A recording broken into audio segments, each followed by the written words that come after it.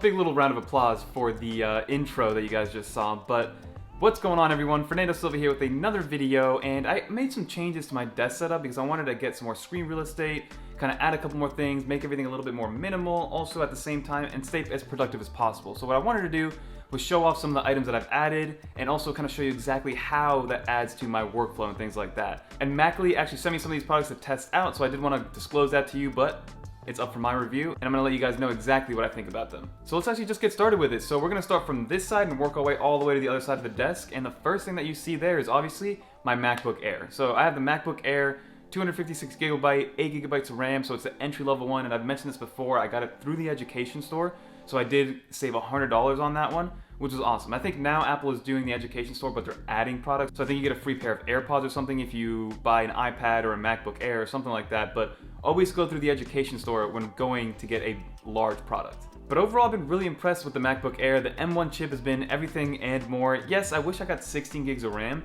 but 8 gigs of RAM, for the most part, for 99% of people, is gonna be enough. I just kinda go crazy with my Chrome tabs and Chrome extensions, so sometimes it gets slowed down, but other than that, the M1 chip and the baseline MacBook Air is more than enough, especially if you're running native Apple applications exclusively. If you're purely in the Apple ecosystem and you only use Apple apps, then 8 gigabytes RAM is gonna be plenty. And that's actually sitting on my Macly laptop stand. So this is brand new. I used to have a vertical stand and I would close the laptop because I thought it'd be a little bit better for space and kind of decluttering and things like that. But I did miss the extra screen real estate. So now I have it open and I can use my laptop as a second screen and things like that. But then also I finally have access to my fingerprint scanner, which I wish somebody would make a keyboard, or Apple would make a keyboard with a built-in fingerprint scanner, so if I do have my laptop closed shut, I don't have to manually type in my password.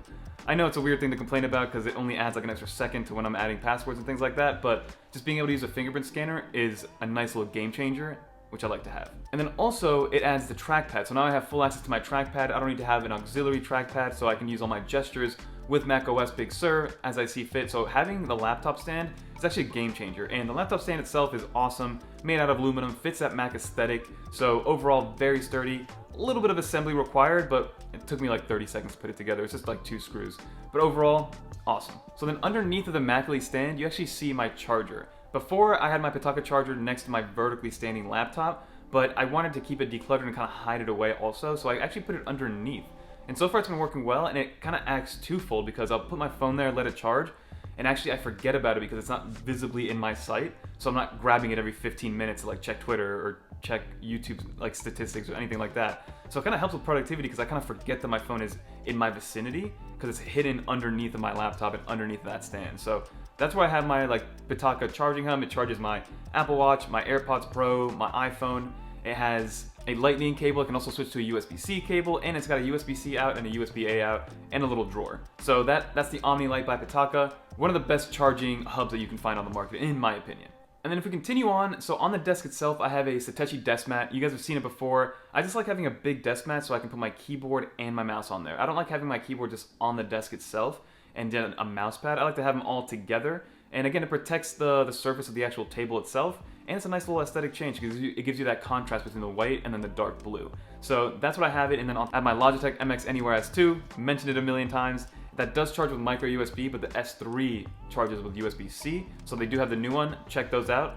And then next to that, I actually have a Macly keyboard. Now this is a full-fledged, large-sized keyboard. Not only does it have a full QWERTY keyboard, full number pad, but it's also separated with the arrow keys. So this is a full-fledged keyboard. Now I usually like mine a little bit smaller, and Macly actually does make the compact keyboards, but I wanted to give this one a try because I haven't had a full giant keyboard like that in a very long time, and so far it's been awesome. I like the ergonomics of the keyboard. It's kind of sloped up, which is really nice, so it gives you a nice ergonomic feel when you're typing on it, and it's very clicky. So it's got that chiclet style keyboard, very hard to complain, and it connects to up to 3 different devices. So with a flip of a switch, I got it on my Mac and I got it on my iPad Pro, and if you really want to do it, you can connect it to your iPhone, but I don't connect my keyboard to my iPhone. So I'm connected to the iPad Pro and the MacBook Air with that keyboard. Now again, the one little caveat is that it does charge with micro USB, but it brings a very long cable, which is nice. And since I already charged with micro USB on my mouse, I was like okay with it. Do I wish it was USB-C? Sure, but it does charge with a micro USB, and it gives you up to like 6 months of battery life. So one charge, you're pretty much all set to go. And then if you go in front of the keyboard and the trackpad and all that good stuff is the actual monitor. So I have a 29-inch ultra-wide LG monitor. I'm gonna link everything below so you guys can check it all out. And this is my first ultra-wide monitor. I love it. I think it's awesome. I wish it was a little bit taller because it is very thin from a width perspective or height perspective. But overall, it's been great. I like how I'm able to have 2 full-size windows, maybe even 3. And now that I have the addition of the secondary display of the MacBook Air, I have plenty of screen real estate. Do I wish it was like a 49-inch ultra-wide? Sure, but those come with a price. And this one was only about 180 bucks. So for the price, this was hard to beat. And then one thing that I added on top of it was a webcam. So one of the issues that I did have with my closed MacBook Air was the fact that I didn't have access to the webcam or really the microphones either when I was doing a Zoom call, right? Or doing any sort of video chatting with the MacBook Air. So, and then when I would want to do it, I would either go to the iPad Pro because the video quality is great on the iPad Pro, but if I wanted to keep it on the MacBook, I would need to open up the MacBook and then deal with that terrible potato camera. So what I did was I got myself an external webcam for the first time ever, and honestly, for the price, I wasn't expecting too much. It's a full 1080p, full HD, so it's a better camera than what you get on the actual MacBook Air. And overall, I was very impressed with the quality and the price, because I think it's only like 40 bucks. And for the price, it was literally a plug and play. All I did was plug the USB-A cable to the USB-C hub, and all of a sudden, it populated and it defaulted to that. So now I have a nice webcam, and what I do is I actually just unplug it when I'm not using it, so I'm not getting spied on. But other than that, I love the fact that I finally do have a webcam for my desk setup, and I'm not just using the iPad Pro for that anymore. And then over that, I just have a nice straight lamp. It changes my ambient color. I can do cool lights. I can do more of a warm light. So I just kind of like having that there as a way to kind of put light down directly onto the table itself and onto the desk itself. And then underneath the monitor, on the monitor stand, so the monitor stand itself is from Etsy. I couldn't find the store again. Again, I bought it during peak quarantine time, so it took a very long time to get to me. I did get it eventually, and I couldn't fault them at all because I'm telling you, I got it in April of 2020, so it was very hard to put any blame on anybody. It took 2 months to get to me, and I love it, but I can't find the store anymore. So I'll put a link in the description for some alternatives for this desk stand because I love my monitor stand. Absolutely love it. And then underneath of that, I have the Stone 2 by Bridge. So that is a USB-C hub that brings 3 USB-As, 2 USB-Cs, Ethernet, and I love it because it's been very, very sturdy for me so far, very quality. And I interchange between that one and the Lyre one that I've been using also because I also like that one because it's got a lot more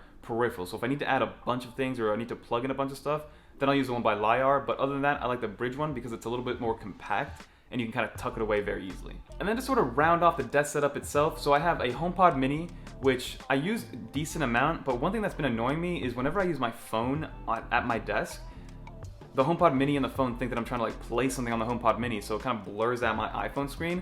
Comment below if you guys have dealt with that issue, and it's been so annoying, and I don't know how to turn off that setting because I don't want to like bring the iPhone closer for it to play like my calls or play anything, but I still want to have the HomePod Mini there just in case I want to play something out loud. So this weird like vicinity situation where if I get too close to it, then it starts to blur out my screen and it gets in the way of what I'm doing on my actual phone, which is very annoying. But other than that, the HomePod Mini has been great from a sound quality perspective. And then next to the HomePod Mini, we got the iPad Pro 2018 with the Magic Keyboard, with an Apple Pencil, with a D-brand skin on the back, and Paper-Like screen protector on the front. So you guys know my setup with the iPad Pro. I'm excited to see what Apple does at the end of March with the 2021 iPad Pro. That's going to be a different video. I'll definitely be picking that one up so you guys can see my thoughts and my initial review on that guy and see if it's that much better than the 2018 iPad Pro, because so far that thing has been amazing, and you guys know that. And then lastly, we gotta talk about the desk itself. It's by Autonomous. I've had it for about 1.5 years now, and it's been my only standing desk actually. So for the price, it's been very, very sturdy, very quality. My movers did nick it a little bit, which is kind of annoying, but it was just the movers that were kind of just throwing stuff around, and it happens when you do move. But other than that, the table's been amazing, and I love it. It's big, it's long, I can fit everything I need to on the table, and absolutely amazing, guys, absolutely amazing. But that's pretty much the entire video. So that's a new desk setup, added a couple things, and then I also have a couple other Mac Elite products I'm gonna review as the videos go on. But if you guys made it to the end and this video gets to 250 likes, I will be giving away one Mac Elite keyboard of your guys' choice. They sent over 3, and I can't really do anything with 3 of them, so I wanna give one of them away to you guys for watching this video. 250 likes, and I'll send over the keyboard, and maybe a mouse too, so you guys get a nice little setup. And those are really nice keyboards, so highly recommend smashing that like button for me, hit the subscribe button, and all you have to do is comment below. Once it hits 250 likes, I'll pick somebody randomly from the comments and send it your way. But that's gonna do it for this video. Don't forget to like, comment, subscribe. Shout out to Mac Elite for sending all those nice products, and until next time.